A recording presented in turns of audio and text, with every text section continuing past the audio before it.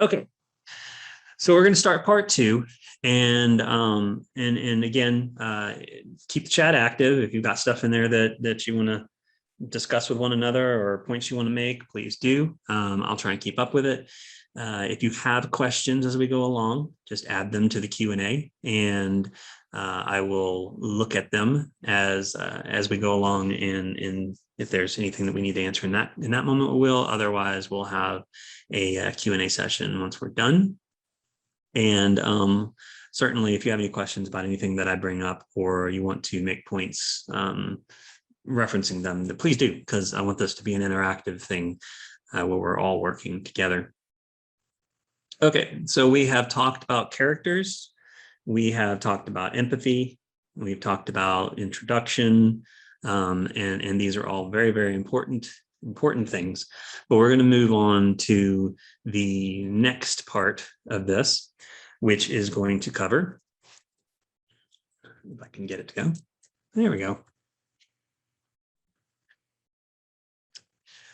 That is edited terribly. Why is important to understand the elements of storytelling? See, okay, well, what I want to talk about is why is important that you pay attention to what you type so that you actually get it right.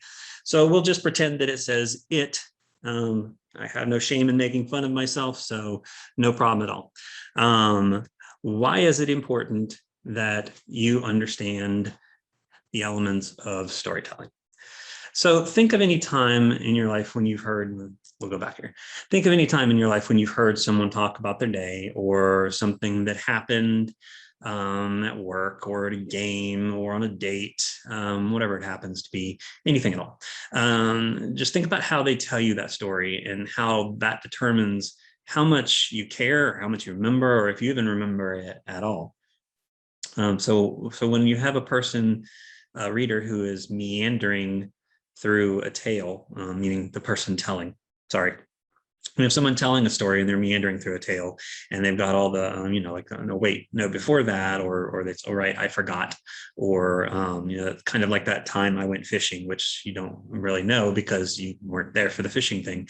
It takes a story to, who knows where, and you get lost. You get bored, you get distracted, disinterested, you want to walk away, whatever it happens to be.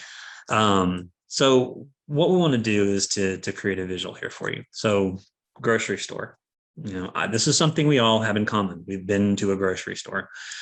Think about that trip to the grocery store and think about, somebody telling you their story as a reference. If you walk into the grocery store and then think, all right, well, I know I need to get produce, so I'm going to head over to the produce. And then, maybe it's this produce right here, but oh wait, no, they have floral over here. I want to check out the flowers because they're very pretty. And I'll just get back to the produce. And then, once you've done that and you move on, you're like, well, I'm going to go over here and look at the bananas, but well, actually, no, I needed to go over here and get some lettuce in this area, but well, maybe I'll get it later. And you just go in there, and then you're going to bulk, and you're going down this aisle, but maybe that wasn't the right aisle. You go back, no, wait, no, that was the right aisle. And then you go here, and then you're going to go all the way over here, but wait, no, I needed that aisle, and I'm going to go up this aisle, and then I'm going to go down that aisle, and then I'm going to go down this aisle. And your reader is just like, oh, seriously, is this the way we're going to do this story? So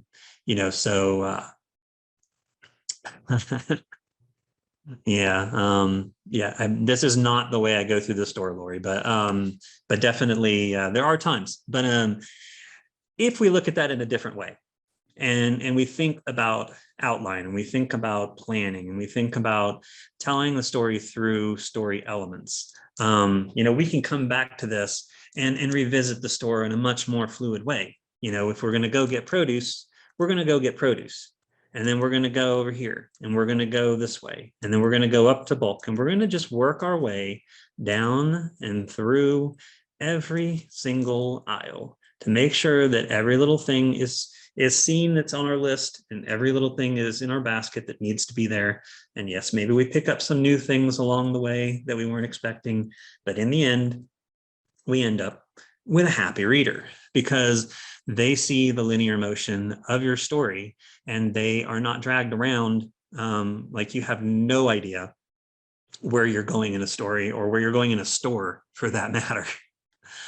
But I mean, if we look at real life, yes, we all have that moment in the store, but I just wanted to have a visual for you. And it's so important that when you're constructing a story that you actually make sure that your reader has an idea of where we're going. Like if you're working your way through a story in a very linear and progressive way, then they're going to know what's coming in terms of the elements of the story. And they're not going to be thrown backward, or they're not going to find something that they didn't know existed, or you covered your grounds very well.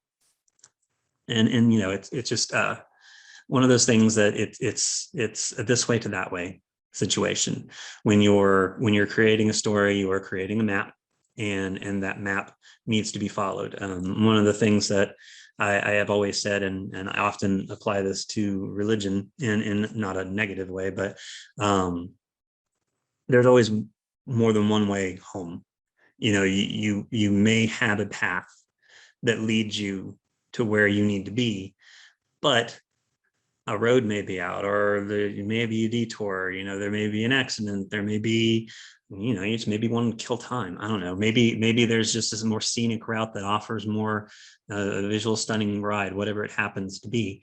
And you need to be able to think of it that way. When you're writing your story, when you're creating your map, you are giving the reader a guide through your story, and you have to remain flexible, back to that word pivot, and you have to be able to remember that there's more than one way to get to the end of your story, and you have to let your story guide you. I keep saying that probably because that's just such an important point.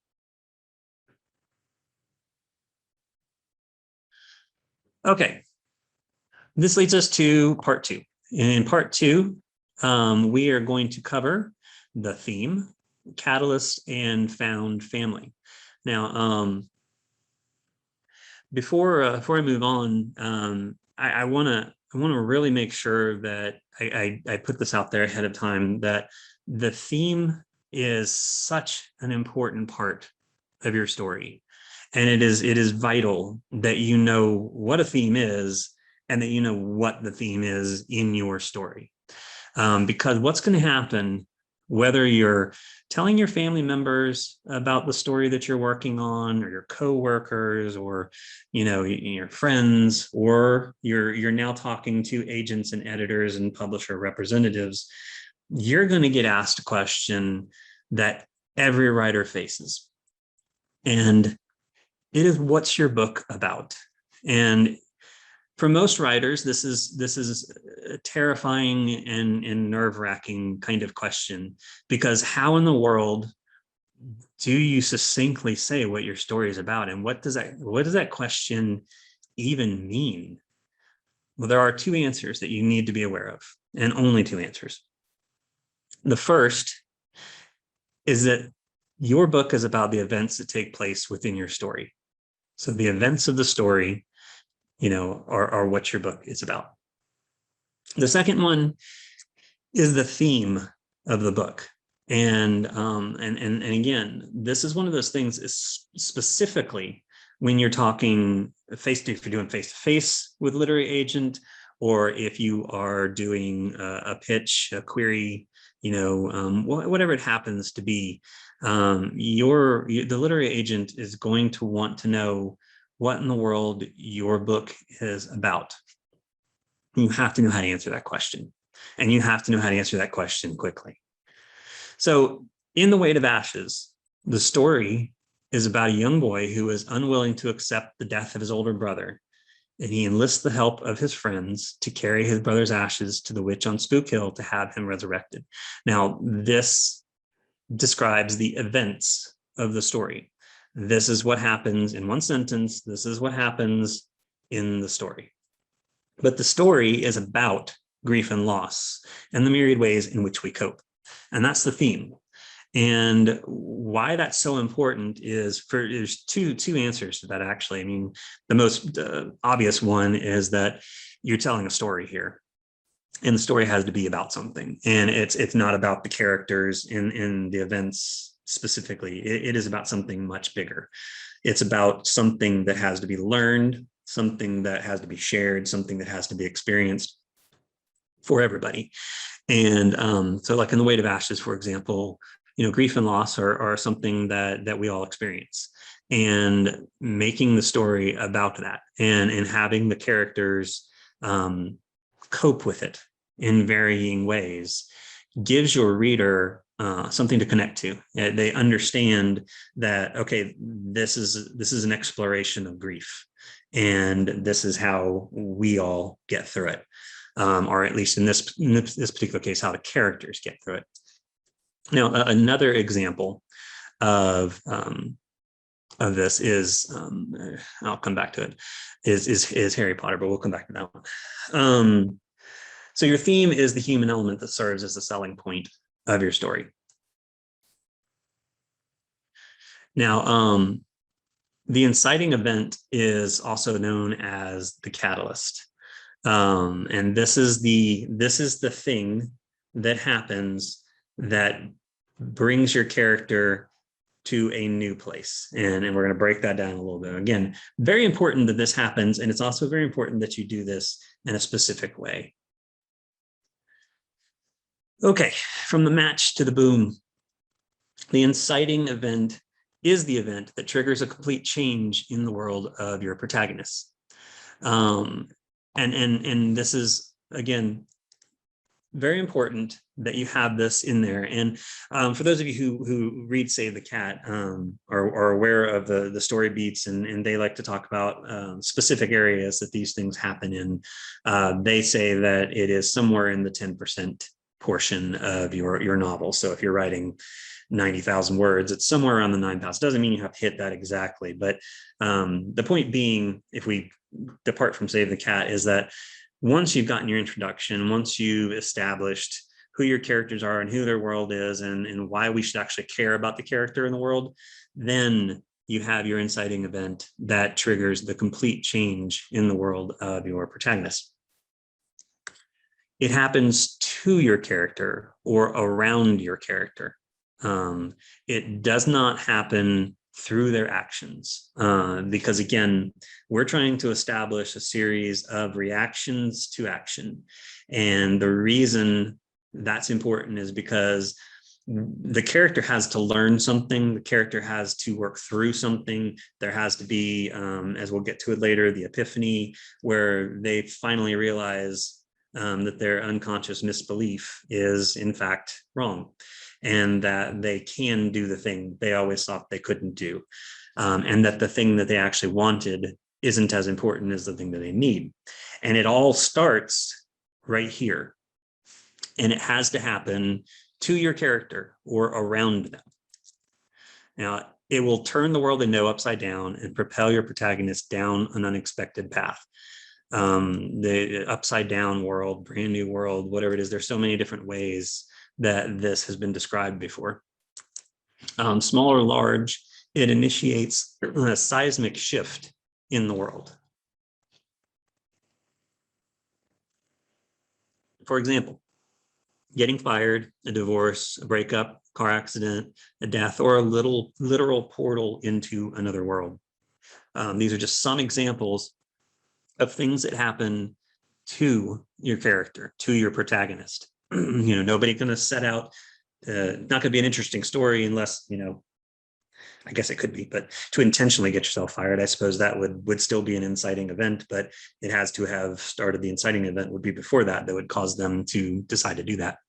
But a divorce or breakup, these are things that happen to your character. And most importantly, you have to make it notable.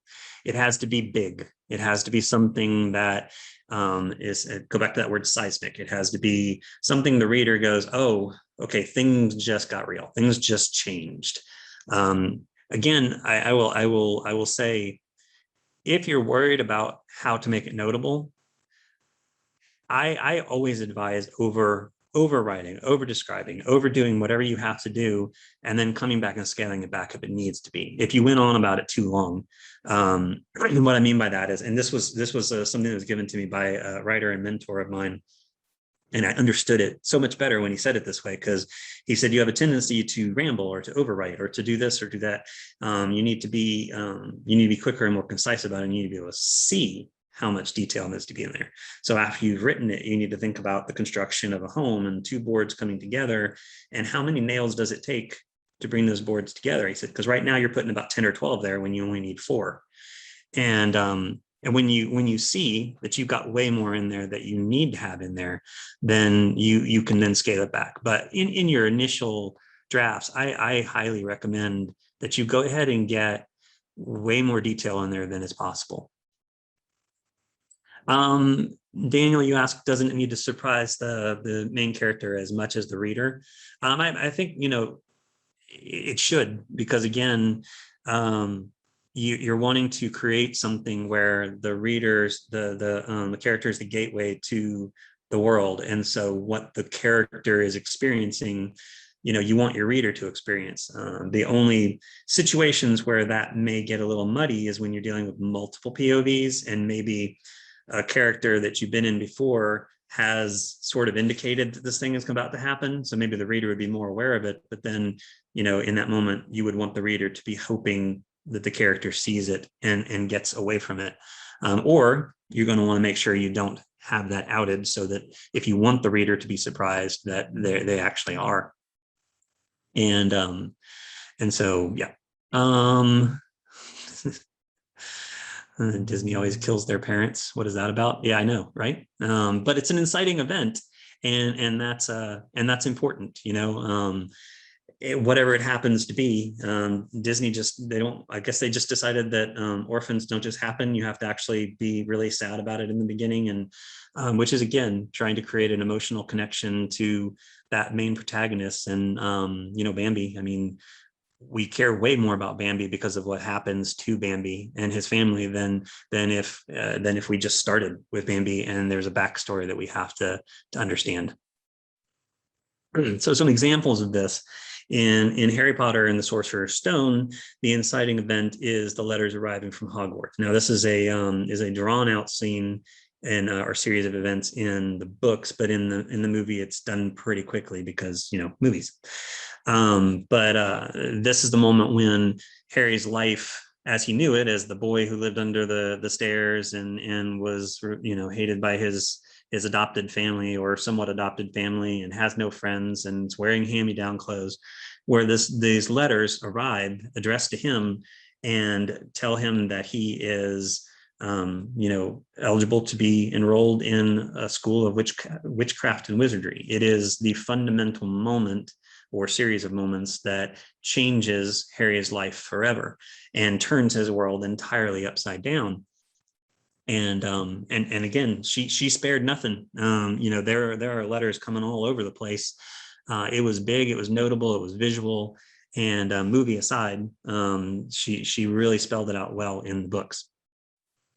Now, in the next one, for those of you who have seen this, and forgive the blurry images, it's hard to find images here, but this is from the movie In What Dreams May Come, which is based on a novel. I've never read the novel, admittedly, but in this particular one, the inciting event, and I'm going to come back to this movie too.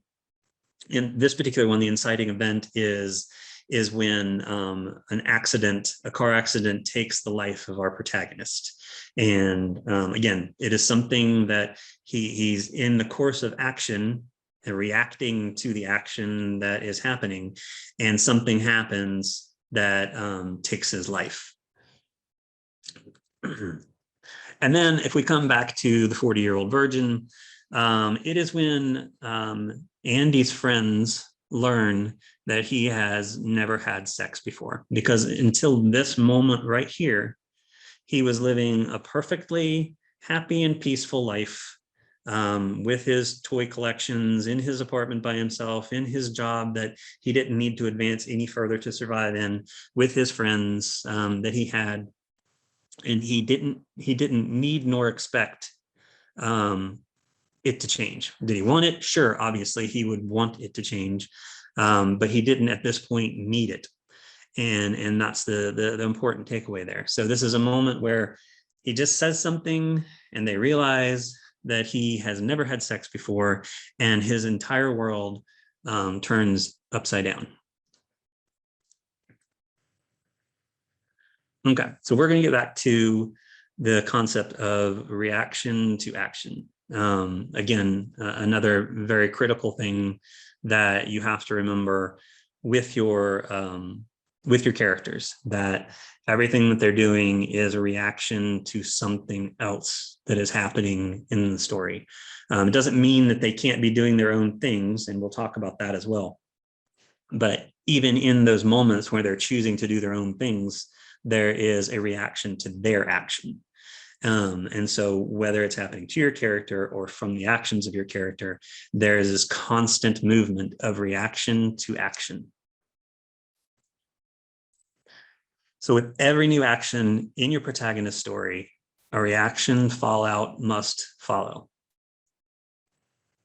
So you have to be left with both for you and for the reader and for the character, how are they going to proceed from here? Okay, there's this new thing that has happened.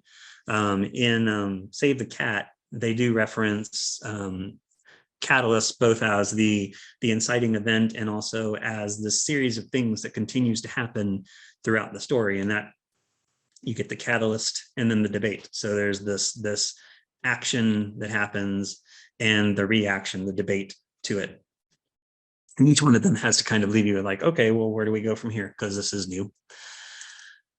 So this allows you to showcase your protagonist's reluctance to change. And it's very important, very, very important that your characters, especially your protagonist, is reluctant to change the status quo of their life, because it is their resistance to that change or to the idea of change that pushes them forward and pushes your story forward and gives your reader something to pull for, something to like get frustrated by, whatever happens to be. I can think of a number of stories, including I think it's the fifth book in the Harry Potter series where and you can find this very easily because so many people got so upset about that one, because the fifth book is almost entirely Harry brooding. Now, granted, he's supposed to be 16 at this point, and 16-year-olds will do that. But he's brooding and he's angry and he's doing stupid things, and it's all as a reaction to the end results of the fourth book.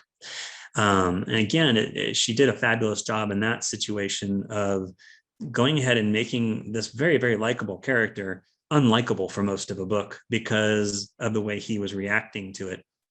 And you get that reaction from your readers to that kind of reaction in the book.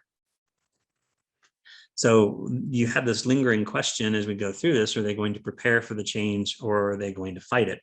Obviously, they're going to fight it for a very long time before they change, and your story will determine how that change unfolds and to what degree they change. It could be a complete change, it could be a modest change, but it will still lead to growth. And your reader, in the meantime, is right there hoping they figure it out. Like, no, you keep doing the same thing. You're just not getting it. Now, ultimately, it's a fourth step leading forward to the next moment.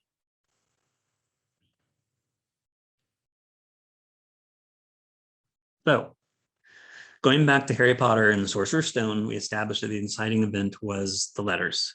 The arrival of the letters forces Harry into this new world, accompanied by this new person, Hagrid, who has told him new ideas and new concepts about himself being the boy who lived, and that he's a wizard, and that he should be a pretty good one based on who his parents were, the parents that he doesn't even know. And this action creates a reaction within Harry where he has to respond to everything that happens.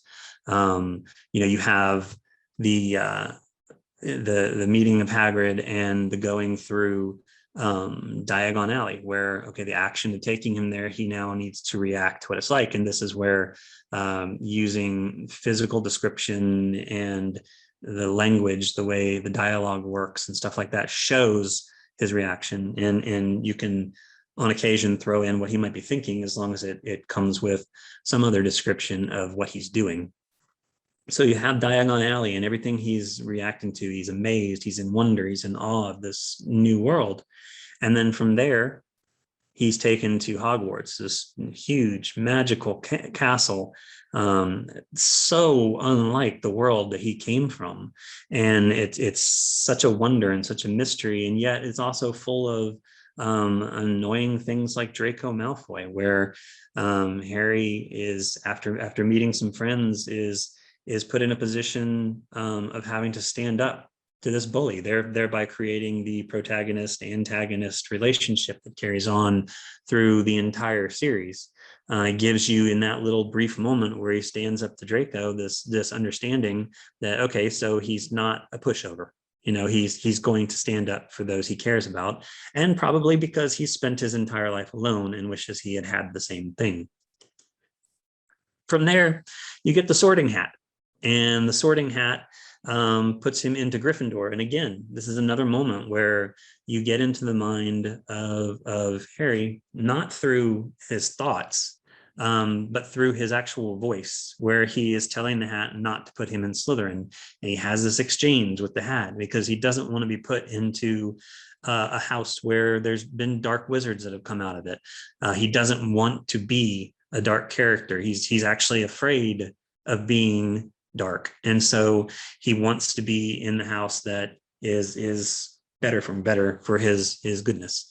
Very well stated there. So kind of wish he'd chosen Slytherin. It would be an interesting story, I think, from the standpoint of telling an alternate universe kind of story. It would be fun to see what became of Harry Potter if he had actually gone into Slytherin.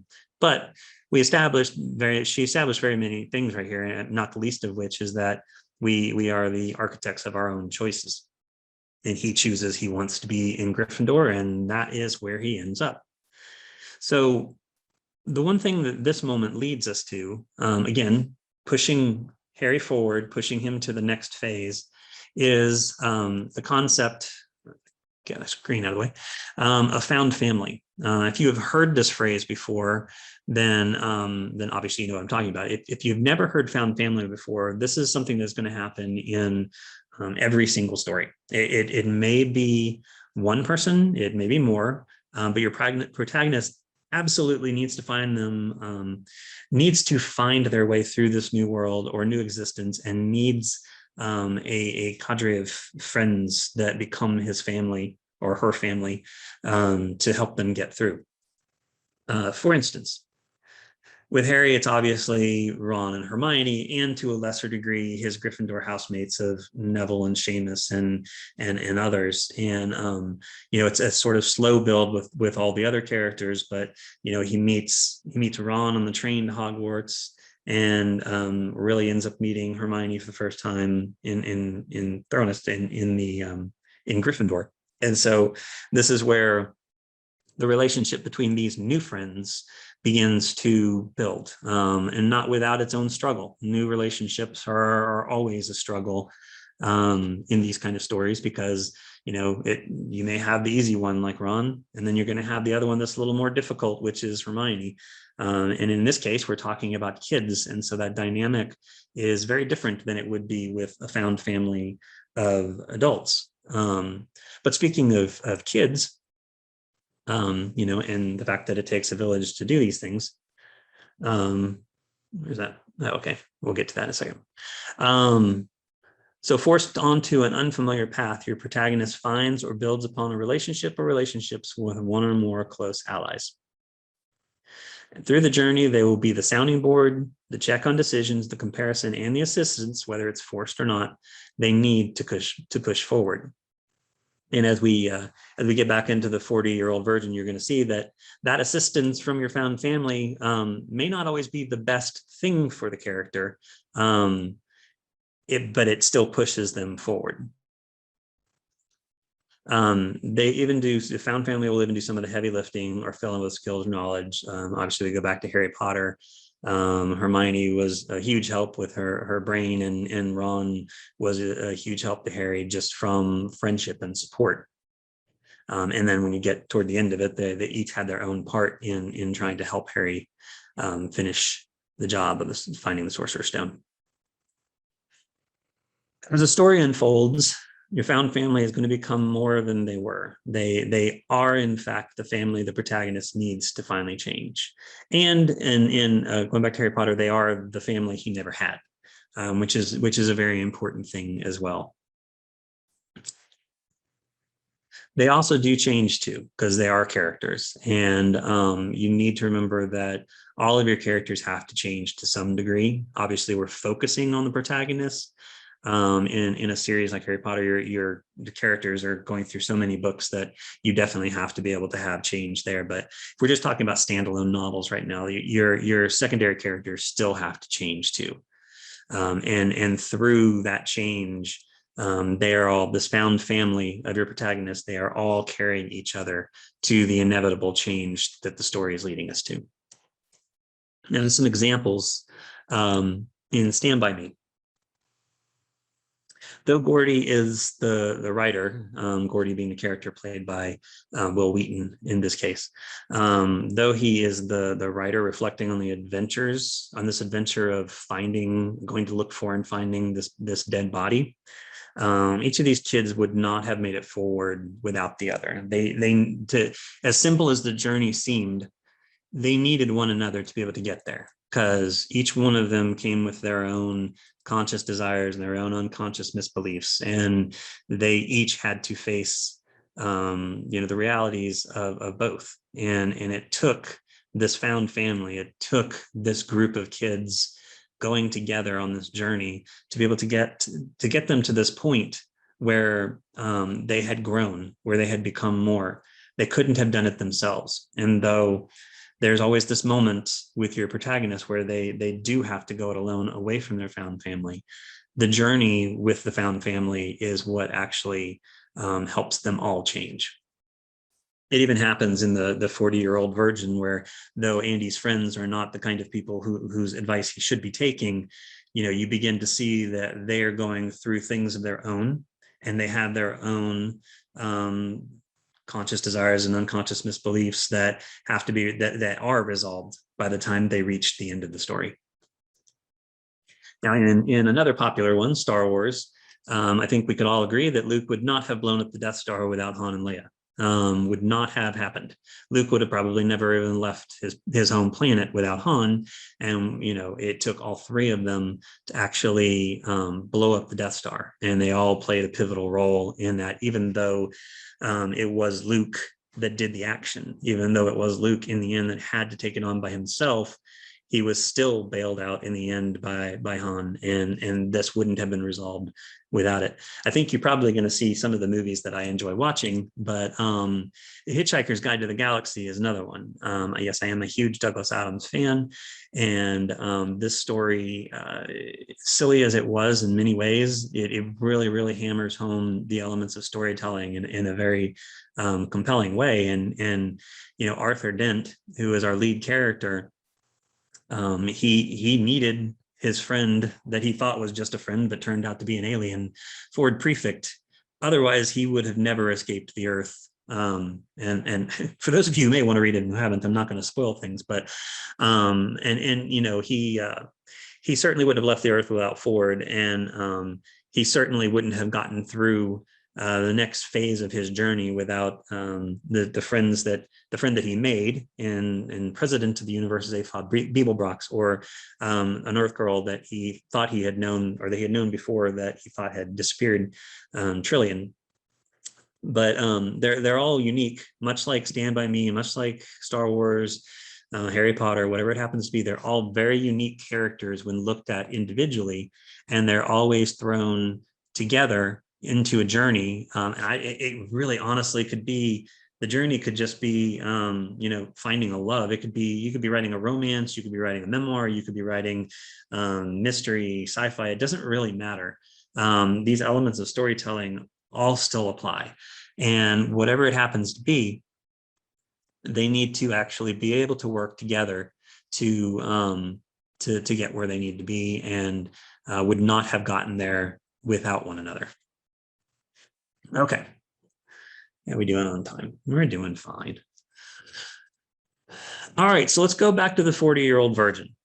So the inciting event was Andy outing himself as a virgin, which has set his friends, his found family, which existed already,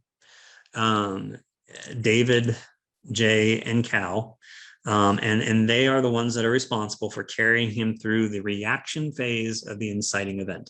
Their reaction to his action of outing himself as a virgin has forced them into this reactive phase of trying to help him. Yeah, Sherry, I would agree with you. She says, in case you missed it, a good example of a book better than a movie, referred my own mental images. I don't know if you're referring to Hitchhiker's Guide, but I would agree with you on any of those, really. Which is that's the one thing that will always exist in the books that can never happen in the movies. And I think one of the fundamental reasons why people tend to get so fussy about movies that are made out of books. Books can go into so much more detail, not just in the descriptive nature of scenes and characters, but in the little threads, the little plots that weave through that end up getting removed for the sake of time and brevity in movies. There's just so much more that you can add, that you need to add in a book. And hey, if the biggest problem that you have to deal with is somebody took your book and made a crappy movie out of it, take that check, put it in the bank, and feel very, very happy about yourself, because that's not a you problem. You got the book. All right. So anyway, so after outing himself to his friends, Andy is mortified the next day to discover that everyone else at work has learned about a secret, including their boss, Paula, played wonderfully by Jane Lynch, who is attracted to him and later privately offers to take his virginity. It was a very terrifying moment for him.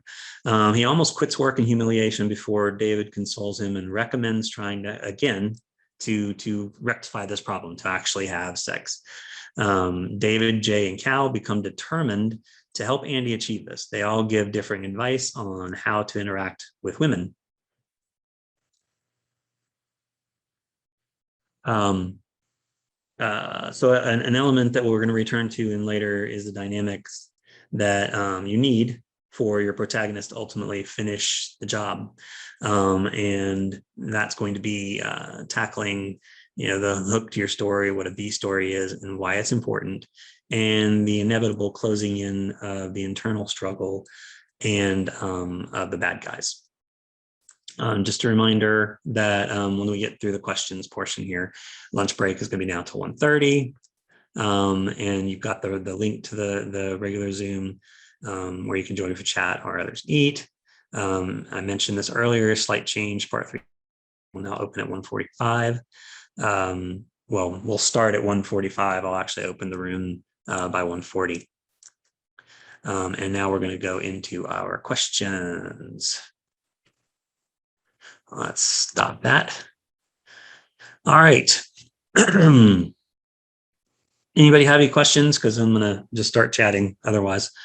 So I want to come back to the idea of the catalyst and the inciting event, and how it's something that you want to revisit.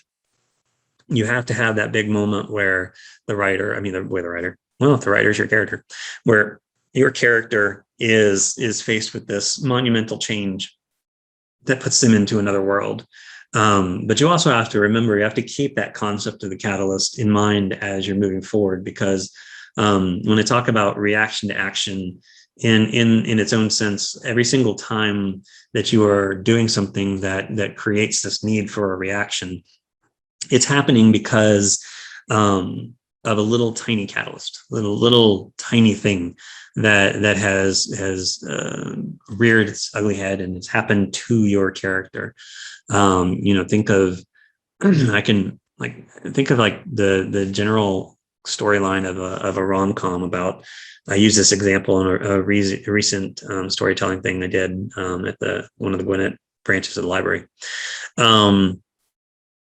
That, you have this idea of a rom-com where you have, we'll say, a male character who is living the single life and dating many women and is perfectly happy in his apartment and his job, and everything is going well because he has decided this is what's good for him. His unconscious misbelief is that he's not the marrying type. He's definitely the single guy for life, and so he moves forward, and the inciting event is some random meeting of a future love, and his reaction to that is to try to make her one of those one night stands or brief dating experiences, or he's going to go into dating her knowing that it's going to fail anyway because I'm not the marrying type.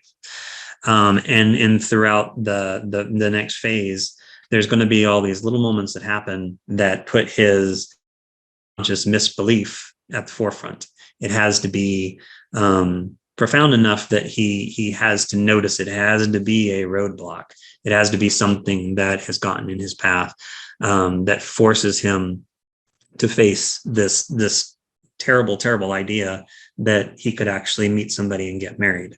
And then your story is going to continue through until the obvious happens, which is he has that euphoric epiphany that he is actually that type of person and can actually be married, and that this is the person that he needs to be with.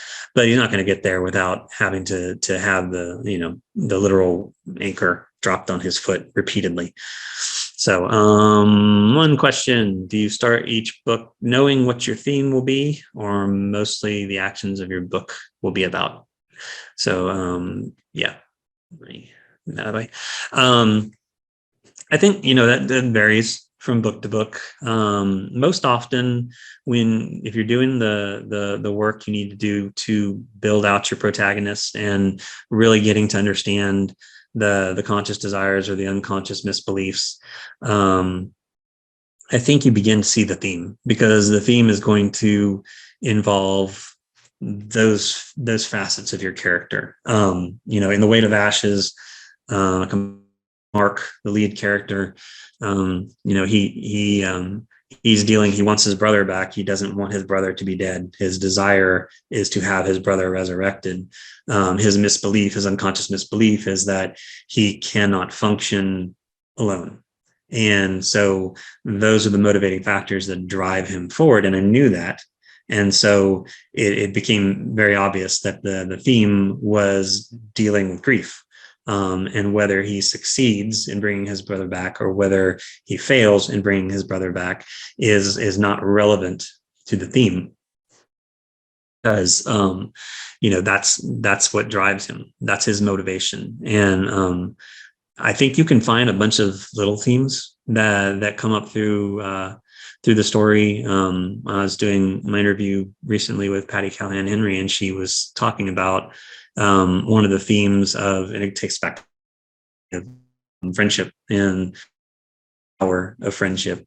It wasn't a theme that I necessarily wanted to include or thought I was including when I started writing, but it became very obvious that, again, in his case, his friends who go with him on this journey to try to resurrect his brother, what they believe of the truth or not is not relevant to the fact that they go, because they are his friends and they will do anything to help him. And it really, really creates a dynamic and a theme of friendship that you can build upon and explore within your story. And really dig in when you find those themes. Really, really dig in and make them the most that they can possibly be. Let's see, Daniel. Unless you already know, Daniel says he agrees. Unless I already know what I'm writing about thematically, I think it's easier to let it come about. And I think it comes back to the concept of not being so rigid that you think you know everything about your universe, or you think you know everything about your character or your story, or in this case, your themes. You're going to build the foundation, you're going to build the structure, you're going to add all the components that need to be there, but you need to be flexible enough to change, to move, to adjust, to pivot as you go, and let it be explored on its own. Definitely, definitely. Um, and so, when you're thinking about the overall theme, Sherry has a question here. Do you ever plan it out? But see, the story takes on a life of its own and goes into, okay, yeah. Yeah, I mean, I'm an outliner. The question being that do I ever plan it all out? But then the story takes on a life of its own and goes in a different direction. Yeah, I mean, absolutely. There was the first book that I wrote and had published. I wrote in first person the first time I wrote it, and just kind of cranked the thing out, only to discover that the story had so many different characters that I wanted to be able to explore them as well. And the story seemed to need them. It needed their perspective and it needed their actions separate from the protagonist. And so I wrote it in third person and allowed the characters to kind of fill in the gaps. Several of them went in directions I was not at all anticipating, which then carried the entire story into a place it never went to begin with. And I don't know, in those moments, I get so excited about what it's doing that this moment of discovery, because I feel like if it's going to surprise me, if it's going that I wasn't anticipating and I'm the one who is writing it and outlined it, then I feel like that's going to translate to the reader. And again, that brings me back to that filter, that gateway to the story, and having the reader see the world and experience the story and everything through your characters, so that they get to have those surprise moments in the same way that I did when I was doing that. If I go back to the blog that I had done about, it's a half-written manuscript that I have that I'm going to go back to at some point. But I was stuck in a scene and I couldn't figure it out. I didn't know where it was supposed to go, and I just figured I didn't know the character well enough. So I went and did this interview, and in the course of the interview, she said something that it was a concept that I had not even considered. It was a really big concept too. And I didn't even have it in mind. And it was just this stream of consciousness interview, and she said this thing, and I suddenly realized that was the missing piece to why I was stuck. I'm not one to believe in writer's block as an idea. It's not like, you're not the only reason that you cannot move a story forward. The only reason that you cannot get past a scene or a character action or something like that is your resistance. And if we want to break you down into your conscious desires and your unconscious misbeliefs, you're in that moment where you believe that you have this story and you can tell it and you do all that, but then you have this moment where you have this misbelief that you're stuck and maybe you can't finish it, or maybe you did something wrong, or maybe you're not good enough at this. And I think those are the moments where we call it writer's block because we don't know what else to call it, but it's resistance to the story. It's resistance to letting it tell itself. It's resistance to your character wanting to do something completely opposite. And I would highly advise, even if you just open up another document, I would highly advise in those moments when you feel stuck to just take the elements of where you're stuck, whether that's a scene or whether that is the characters in a scene, and just write something different and let it go. Don't just stream of consciousness. Don't even try to plan.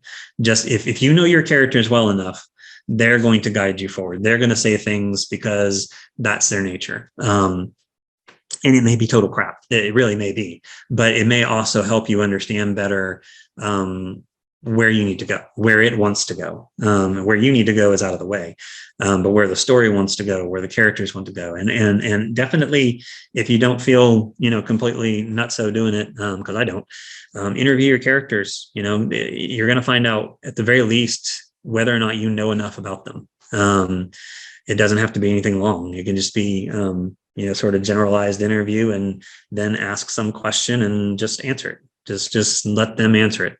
But again, that comes back to, we're going all the way back to the first part of the characters, and how very, very important it is that you dig in as deep as you can, because they will guide you through.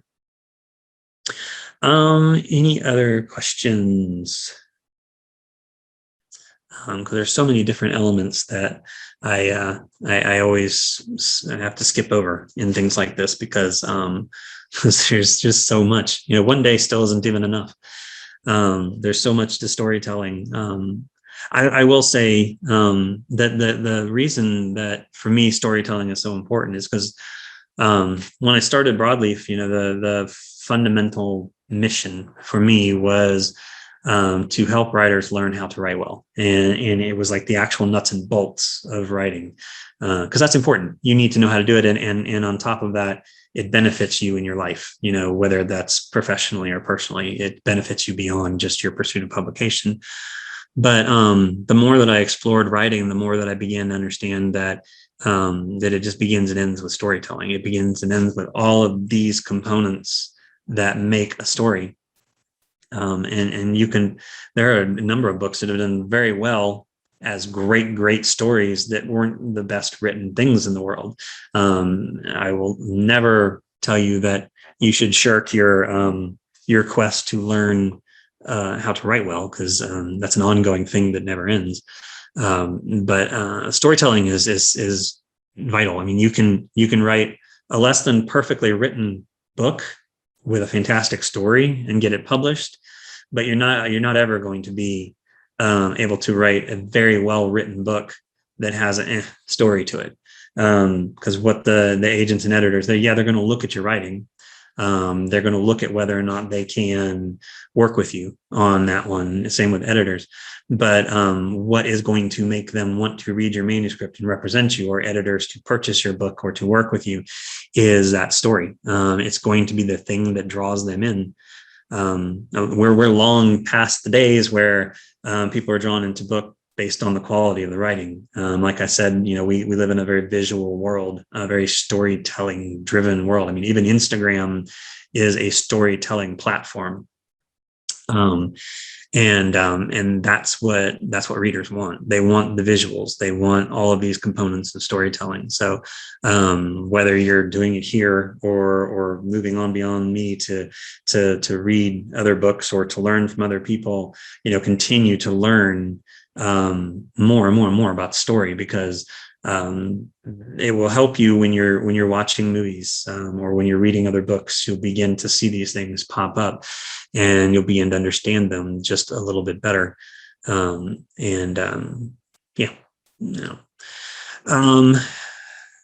other questions or comments? We've still got about 5 minutes in the session, but if nobody has anything, we can break a little bit early. Hopefully you all are enjoying this so far and digesting. I always tell people, and I'll say this again later, that I'm always available. Anytime that you have questions beyond today, you have my email address, and I will always answer, even if not immediately, and try to help, because I've gotten so much help through the years from other writers, and it is very important to me to help, to pass that along, and to help other writers try to achieve their dreams, or at the very least make their manuscripts better. So I'm always available, I guess, is my point. But yeah, I guess if no more questions, then we'll finish just a few minutes early. Just a reminder that get my schedule here, at 12:15 we're beginning lunch, so probably just a few minutes before I open the lunchroom. So let's just say like 12:20 to 25. But I'm going to open up the regular Zoom room, And from there, you can decide whether or not you want your video and audio open. We can actually see one another. We can chat. We can talk about what we're working on. We can watch each other eat, which is always an exciting thing. You've seen my backdrop, and I can see what your backdrop is, and such and so forth. But if you guys are having a good time, hope you're learning something. We've got some pretty big concepts to hit in parts 3 and 4. Part 4 is a biggie, that's for sure. And I look forward to getting to those and digging in deeper with you. So thank you all so far, and hopefully I will see you at lunch. If not, then we'll see you back at 1:35 to 1:40 when I open up part 3. So y'all in a bit.